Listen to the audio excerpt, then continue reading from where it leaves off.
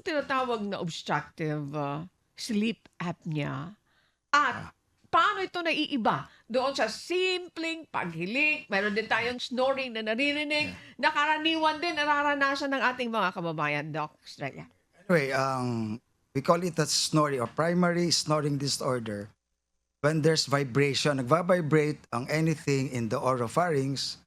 It could be yung ngalangala or the soft palate, pwede po yung tonsil, pwede pong epiglottis. That is normal for patients who snores. Parang ang sabi nila, ang sarap ng tulog niya kasi umihilik. And that could be normal. Unless there's already a cessation of airflow or yung sinasabi natin gasping for breath sa gabi. Especially, we call it as loud snort after the obstructive cycle. Parang paghilik mo, yan, loud snort. So, babawi ka. The brain signals na dapat magising ka because there's no oxygen entering sa brain. So, magigising ka. That's apneic events or apnea. So, on patients with obstructive sleep apnea, naghumihinto ka ng paghinga of more than 10 seconds. Kada gabi, kada tulog mo. It could appear in 1 minute, you can have you stop breathing 3 times, 4 times, 5 times. If the episode's only 10 seconds, we have 60 seconds. Pwede siyang every 10 seconds, every 15 seconds. So pwedeng cyclical na ngayon ang pag-stop mo na breathing even for a minute. But usually, we count it as per hour. Pag nag-stop ka ng breathing ng per hour, you count it. Pag sunod-sunod siya every minute, pwede sa tawag din namin cyclical sleep cyclical type of apneic events, yung pag-stop ng breathing. So from there, pag nag-stop ka ng breathing, mafe-feel mo that you are not feeling yung energized, refreshed. Parang kulang ang tulog mo kahit you have the quantity, mahabang-mahaba ang tulog mo, but you only have the quality of sleep, which is only how many? 50 or 40%. Naku, Miss Jackie, alam mo, Doc, yung sinasabi nyo, ay nako, talaga naman. Marami ako na-witness na ganyan. Parang gumaganon pa. Ayan. Yeah. Bago nyo sundan. Yan, isinuturing pala niya na mga primary snoring disorder at may binanggit pa kayong cyclical. Naku, as we go on with our discussion, mas lalong mahihimay natin ito. Miss Jackie, ikaw naman, magtanong. Go ahead po. Thank you po, Miss Annie. Doc Estrella, no? Ano naman po yung sinasabing allergic rhinitis at bakit po isa ito sa mga pinakakaraniwang kondisyon na nakakaapekto po sa ilong at paghinga, especially dito po sa Pilipinas. Hindi ko alam kung may epekto nga ang pollution. Thank you po, Doc Estrella.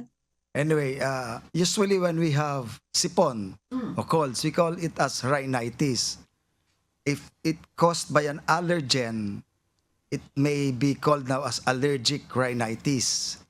Okay, why it is related to, what are the symptoms of patients with allergic rhinitis? So patients who have sneezing, especially in the morning, congestion in the morning, or it could be any time of the day. You have itchiness of the nose, ganon ka ng ganon. Or usually mga bata, gumagano na. We call it a salute. Yan, salute. Then, ang iba naman would do, Okay. at times, they feel na it's normal. But it could be abnormal to others. So makikita mo, you ask the companion, siya ba ay gumagano ng ilong? Ito po is rabbit nose. Nagsasalute ba siya? Oo. So, possible, may allergic rhinitis. So, symptoms lang of sneezing, congestion, and nasal itchiness would be already a symptoms that you can diagnose patients with allergic rhinitis. So, that's clinical eh. Subjective complaints lang, gagawin mo, sisilipin mo na ngayon ang ilong. May others would have symptoms of teary eye. Yung parang naluluha ka. Okay. That's already the symptoms of allergic rhinitis. Okay. Ito naman, isunod ko itong tanong ko, Miss Jackie. Doc, mayroon pong connection po ba ito? Itong allergic rhinitis na ito at maging yung obstructive sleep apnea, maaari po bang magpalala din na ng sleep apnea yung baradong ilong? Yes po. Okay. Usually, 80% the normal cycle of inflow goes to the nose. Especially adult.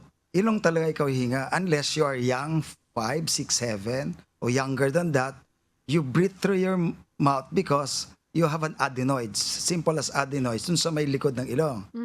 If you're adult, you breathe through your nose, tapos dadaan yan dun sa ilong, tapos bibilis siya.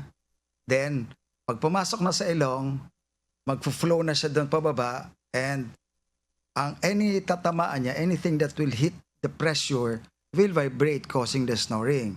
Okay. How about if your nose is obstructed? Where will you breathe?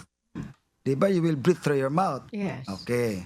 When you're lying in bed with a clogged nose, there's a theory of oral breathing theory. Pag nakahiga ka, your nose is blocked, where will you breathe? Through your mouth. So by gravity po, yung tongue, pag open, ang tongue babagsak siya. So that will narrow the oropharynx ng loob. That will cause vibration kasi liliit po siya eh. Para siyang hose.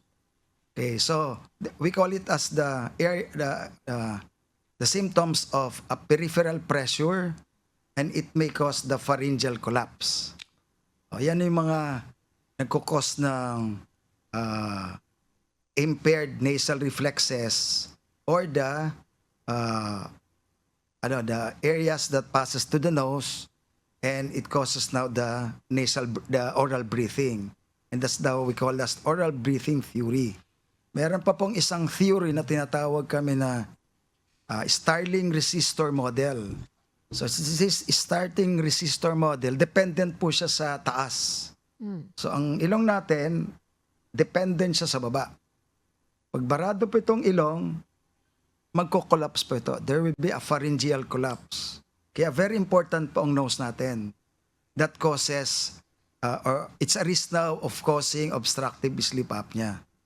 Especially for patients with intermittent allergic rhinitis or persistent allergic rhinitis. Naku.